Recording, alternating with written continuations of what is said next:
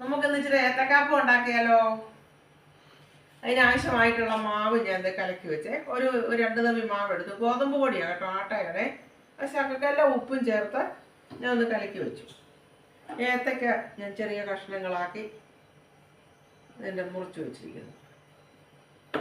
ഈ എണ്ണ അങ്ങോട്ട് ചൂടായി കഴിഞ്ഞാൽ ഉടനെ ഈ എണ്ണക്കകത്തോട്ട് ഇത് ഓരോന്നും എടുത്തിട്ടിട്ട് ഒരു മുക്കിയിടാം.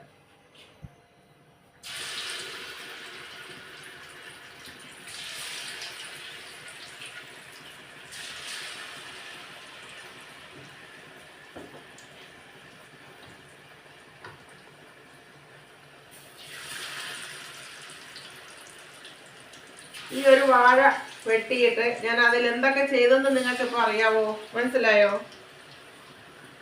ആദ്യം ഞാൻ വാഴക്ക വറുത്തു, ഉപ്പേരി കാണിച്ചു. ആദ്യം ഞാൻ വാഴക്കൂമ്പ് കട്ട്ലേറ്റ് കാണിച്ചു. ഈ വാഴയുടെ തന്നെ വാഴക്കൂമ്പ് ഞാൻ കട്ട്ലേറ്റ് കാണിച്ചു. രണ്ടാമത് ഞാൻ വാഴ വെട്ടി അത് വാഴയ്ക്ക ഉപ്പേരിയാക്കി കാണിച്ചു.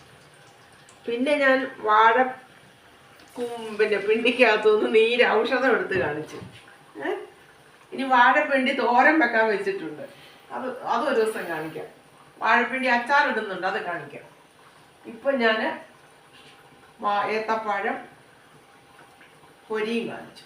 എന്തൊക്കെ കാര്യങ്ങൾ ഒരു വാഴയും നമ്മളുണ്ടായത്. ഇല മാത്രം സത്യം പറഞ്ഞാൽ കളഞ്ഞുള്ളൂ, ബാക്കിയെല്ലാം ഞാൻ ഉപയോഗിച്ചു. നിങ്ങളെല്ലാം അങ്ങനെ ചെയ്യണം കേട്ടോ.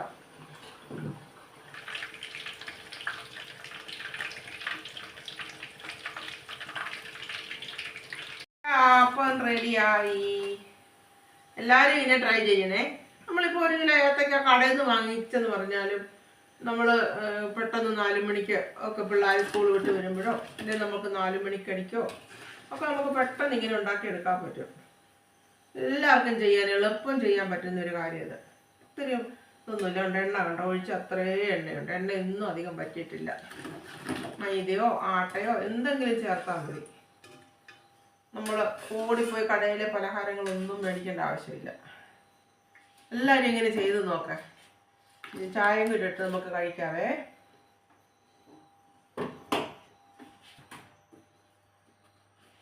എൻ്റെ ഏത്തക്കാപ്പം റെഡി, സുലൈമാനി റെഡി.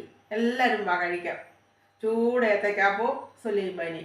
എല്ലാവരും ഇതിനുണ്ടാക്കി നോക്കണേ. എൻ്റെ വീഡിയോ ഇഷ്ടമായാൽ ലൈക്ക് ചെയ്യണേ. ഞാൻ വേറൊരു വീഡിയോ ആയിട്ട് വരാമേ.